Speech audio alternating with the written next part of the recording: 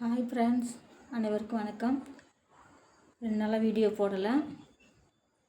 Voice சுத்தமாக கட்டிடுச்சு. Voice கட்டிட்டு பேச முடியாமல் ஆயிடுச்சு. பேச முடியலை, ஒன்றும் பண்ண ஒரு மாதிரி ஆயிடுச்சு உடம்பு. அதனால் 2 நாளாக வீடியோ போடலை. இன்றைக்கும் வாய்ஸ் நல்லா இல்லை தான், பேசவே முடியலை. இருமல் நிறையா வருது, பேசவே முடியலை. இருந்தாலும் 2 நாளாக வீடியோ போடாமல் விட்டுட்டேன். ஏற்கனவே மைனஸ் ஆகும் அப்படிங்கிறதுனால தான் மறுபடியும் நான் வீடியோ போடணும்னு சொல்லிட்டு இன்றைக்கி போட ஆரம்பிச்சிருக்கேன். 2 நாளைக்கு முன்னாடி யூடியூபர் ராகுலோட இறப்பு வந்து ரொம்ப மனசுக்கு கஷ்டமாக இருந்துச்சு. அந்த வீடியோ பார்க்கையில் நிறைய டைம் வந்து அந்த வீடியோலாம் பார்த்துட்டு சிரிச்சிருக்கோம்.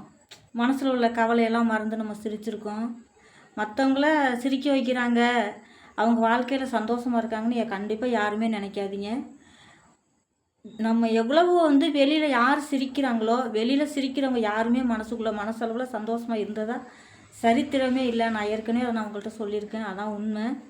நான் நிறைய சிரிப்பேன், நிறையா மற்றவங்கள ஜாலியாக வச்சுக்கணும் அப்படின்னு சொல்லி நினைப்பேன். மற்றவங்க முன்னாடி ஜாலியாக பேசுவேன், சிரிப்பேன், அவங்களையும் நல்லா சந்தோஷமாக வச்சுக்குவேன். ஆனால் என் மனசுக்குள்ள வேதனை வலி எனக்கு தான் தெரியும். அந்த மாதிரி தான் எல்லாருமே சிரிக்கிறவங்க எல்லாம் வாழ்க்கையில் நல்லா இருந்ததில்ல. அது மாதிரி ராகுல் வந்து ஒரு எடுத்துக்காட்டு ஆகிட்டாப்புல. தயவு செஞ்சு யாரும் வண்டியில் போகிற நீங்கள் வேகமாக போகாதீங்க, மெதுவாக போங்க.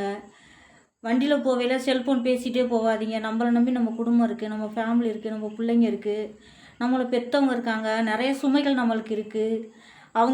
நம்மளை எதிர்பார்த்து அவங்க வளர்க்குறாங்க. நம்ம பிள்ளைங்க இருக்கும், நாளைக்கு பார்த்துக்கணும் வளர்க்குறாங்க.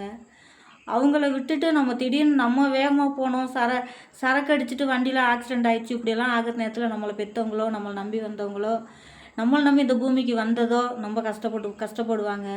அதனால் தயவு செஞ்சு வண்டியெல்லாம் வேகமாக போகாதீங்க. ஓரளவு போங்க, வண்டியெல்லாம் வேகமாக போகாதீங்க. அதேமாதிரி சரக்கு அடிச்சுட்டு வண்டி ஓட்டாதீங்க. சந்தோஷமாக குடும்பத்தோடு சந்தோஷமாக இருங்க.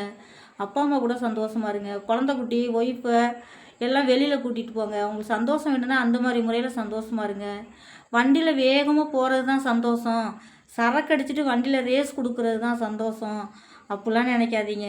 நினச்சி நம்மளை நம்பி வந்தவங்கள ரொம்ப கஷ்டப்படுத்தாதீங்க, சரிங்களா? எனக்கு தெரிஞ்சதை நான் சொல்கிறேன். பெரிய பெரிய ஆக்டருங்க, பெரிய பெரிய பணக்காரங்க சொன்னால் தான் ஏற்றுக்கணும்னு இல்லை. நல்லது யார் வேணாலும் சொல்லலாம், ஏற்றுக்கிற மனசுந்தான் எல்லாருமே ஏற்றுக்கலாம். அதை எனக்கு தெரிஞ்சதை நான் சொல்லியிருக்கேன். ராகுலோட இழப்பு ரொம்ப ரொம்ப மன கஷ்டமாக இருக்குது. எவ்வளோ கஷ்டமாக இருந்தாலும் ராகுலோட வீடியோ பார்த்தோம் அப்படின்னா சிரிப்பு வந்துடும், சிரிச்சிடலாம். நிறைய வீடியோ அவர் பண்ணியிருக்காரு, நல்லா காமெடியாகவே பண்ணியிருக்காப்புல. அதெல்லாம் பார்க்கையில் மனசு ரொம்ப கஷ்டமாக இருக்குது, வலிக்குது. நம்மளுடைய ராகுலுக்கு ஆழ்ந்த இரங்கலை தெரிவிச்சுக்கிறேன். 2 நாள் கழித்து தான் சொல்கிறேன். என்னால் வாய்ஸ் பேச முடியலை, அதனால் வீடியோ போடலை. இடையில ஏதோ ஒரு வீடியோக்கு சாக்ஸ் பண்ணியிருப்பேன், வீடியோ போடலை. அதனால் நம்மளுடைய யூடியூபர் ராகுலுக்கு ஆழ்ந்த இரங்கலை தெரிவிச்சுக்கிறேன். அவங்களுக்கு நம்ம வந்து எப்படி தான் சொன்னாலும் ஆறுதல் சொல்ல முடியாது. ஆறுதல் சொல்கிற அளவுக்கு இல்லை. அந்த பையன் அப்படி அவ்வளோ எல்லாருமே சந்தோஷமாக வச்சுருந்தாப்புல. எல்லாருமே நல்லா சந்தோஷமாக நல்லா ஜாலியாக அவங்க வீடியோ பார்க்குறவங்க எல்லாருமே கவலையை மறந்துடும், அந்த மாதிரி வச்சுருந்தாங்க. ஆனால் ஆண்டவனும் எனக்கு வேணும், இப்படி ஒரு சந்தோஷமாக உள்ள பையன் நம்மளுக்கு வேணும்னு சொல்லி ஆண்டவனும் அழைச்சிக்கிட்டாரு.